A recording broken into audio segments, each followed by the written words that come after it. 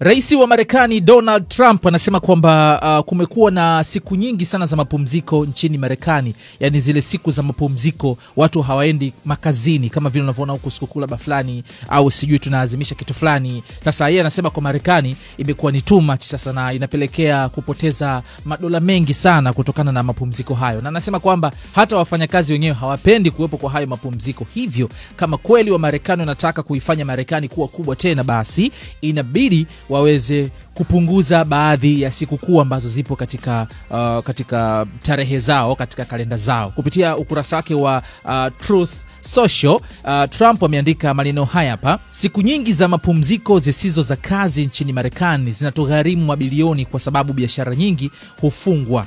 Wafanyakazi nao hawapendi hali hiyo. Kwa mwendo huu tutakuja kuwa na sikukuu kila siku ya kazi. Hali hii lazima ibadilike kama kweli tunataka kuifanya Marekani kuwa na nguvu tena, au sio? Huo ni ujumbe wa Donald Trump kwa lugha ya Kiswahili, sasa akijaribu kuelezea kile ambacho yeye anakiona kwamba kwa sasa hivi Marekani kumekuwa na sikukuu nyingi sana, hivyo wanapaswa kuzipunguza kama kweli wanataka kuifanya Marekani kuwa kubwa tena. Niambie wewe, kwa mfano ikatokea hapa East Africa, upo tayari serikali ipunguze baadhi ya sikukuu ambazo zipo katika, au siku za mapumziko ambazo zipo katika kalenda za kila mwaka? Mimi naitwa Ricky Kisalala San.